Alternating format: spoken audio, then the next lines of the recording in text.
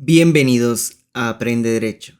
En este video estaremos hablando sobre una introducción al derecho notarial. Así que, sin más dilación, comencemos. Empecemos por definirlo. Existen muchas definiciones del derecho notarial, pero para el efecto de esta explicación usaremos la del ilustre tratadista Óscar Salas, quien nos indica: el derecho notarial puede ser definido como el conjunto de doctrinas y normas jurídicas que regulan la organización del notariado, la función notarial y la teoría formal del instrumento público. Esta definición es la más completa, ya que encuadra las doctrinas y normas jurídicas en un conjunto y por el otro lado aporta sus elementos o lo que regula, siendo estos la organización del notariado, la función notarial y la teoría formal del instrumento público. Definamos también al notario, y lo haremos con la definición más completa, la cual fue aprobada por la Unión Internacional del Notariado en el primer Congreso de la Unión,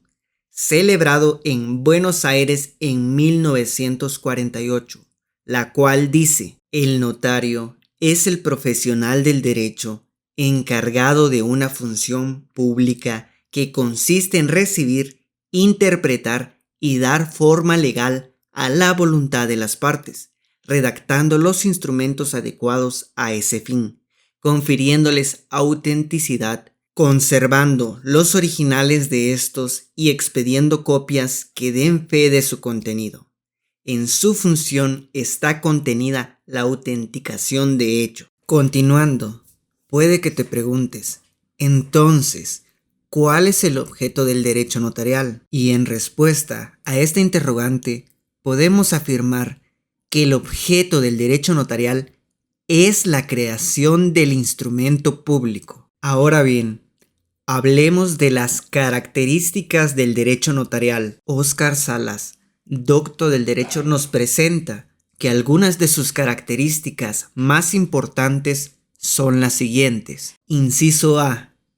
Actúa dentro de la llamada fase normal del derecho, donde no existe derechos subjetivos en conflicto, es decir, donde no existe la litis. Cuando ésta se genera, es campo de actuación del abogado y no del notario. Inciso B. Confiere certeza y seguridad jurídica a los hechos y actos solemnizados en el instrumento público. Esto derivado de la fe pública que ostenta. Inciso C. Que aplica el derecho objetivo condicionado a las declaraciones de voluntad y a la ocurrencia de ciertos hechos de modo que se creen, concreten y robustezcan los derechos subjetivos. Inciso D. Que es un derecho cuya naturaleza jurídica no puede encasillarse en la tradicional división entre el derecho público y el derecho privado. Esta se relaciona con el primero en cuanto los notarios son depositarios de la función pública, y con el derecho privado porque esa función se ejerce en la esfera de los derechos subjetivos. Sin embargo, en nuestra legislación la encontramos clasificada dentro del derecho público. Ahora hablemos de los principios propios de los que se sustenta el derecho notarial. Comencemos por la fe pública. Sobre esta, cabe resaltar que se discute si esta es un carácter, una calidad o un principio. Sin embargo, en nuestra legislación, el Código de Notariado en su artículo 1 indica: el notario tiene fe pública para hacer constar y autorizar actos y contratos en que intervenga por disposición de la ley o a requerimiento de parte. Segundo, el principio de la forma. El doctor Neri Muñoz nos explica que es la adecuación del acto a la forma jurídica. Dicho en otras palabras, el derecho notarial preceptúa en que debemos plasmar en el instrumento público el acto o negocio jurídico que estamos documentando. El Código de Notariado nos preceptúa esto en su artículo 29, el cual nos enumera los requisitos y formalidades para redactar un instrumento público. Tercer principio: autenticación. El instrumento público es fehaciente, consignado, comprobado y declarado por un funcionario público, es decir, un notario. Esto se hace constar a través de que el notario calza su firma y sello. Esto se encuentra regulado en el artículo 2 del Código de Notariado. Como cuarto, encontramos el principio de inmediación. Este principio hace referencia a que el notario siempre debe estar en contacto con las partes, con los hechos y actos que se producen para poder dar fe de ellos. En otras palabras, podemos decir que implica que el notario reciba la voluntad y el consentimiento de las partes, las firmas que deben de colocarse ante él mismo, entre otras circunstancias. Quinto, rogación. Este principio nos explica que el notario siempre intervendrá a solicitud de parte, no puede actuar por sí mismo o de oficio. El artículo 1 del Código Notariado, en su última parte, hace constar este principio. Sexto, principio de consentimiento. Este principio nos dice que el consentimiento se expresa y queda plasmado con la firma del o los otorgantes. El consentimiento debe estar libre de vicio alguno. Se encuentra regulado en el artículo 29 del Código de Notariado, específicamente en sus numerales 10 y 12. Como séptimo principio encontramos la unidad del acto. Este principio nos explica que el instrumento público debe perfeccionarse en un solo acto, es decir, que se inicia en una fecha determinada y debe culminarse, calzando la firma de las partes en un mismo acto.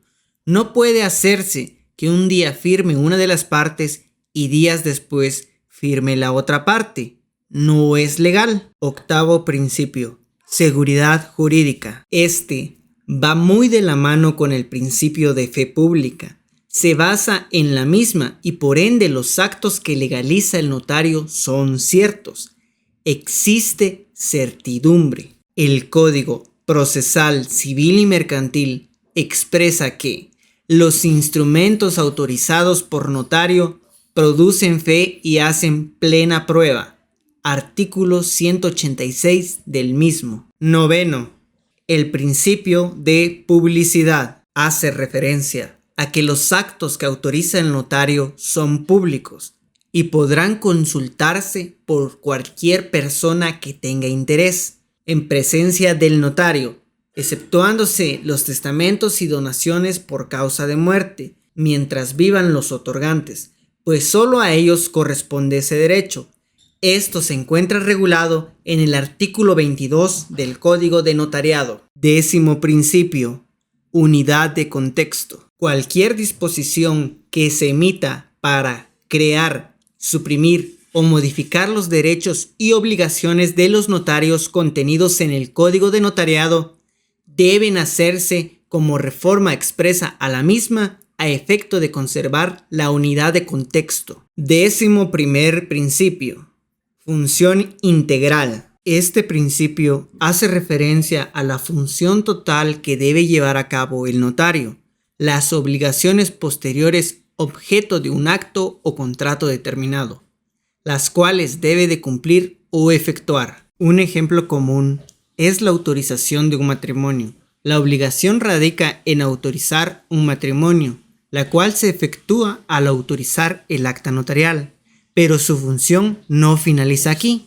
debido a que se debe de protocolizar aún el acta y expedir los avisos al Registro Nacional de las Personas. Por último, pero no menos importante, está el principio de imparcialidad. Pretende asegurar la adecuada prestación del ejercicio profesional en forma limpia e inmaculada.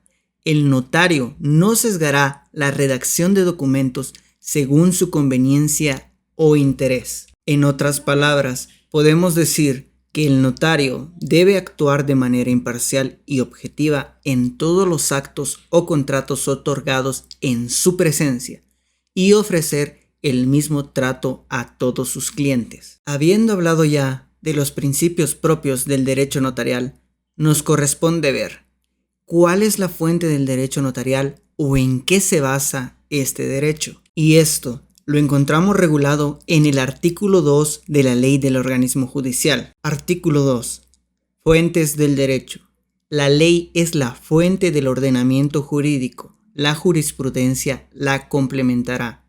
La costumbre regirá solo en defecto de la ley aplicable o por delegación de la ley, siempre que no sea contraria a la moral o al orden público y que resulte probada. Ahora, expliquemos del derecho notarial y su relación con otras ramas del derecho. El derecho notarial tiene una estrecha relación con algunas ramas del derecho.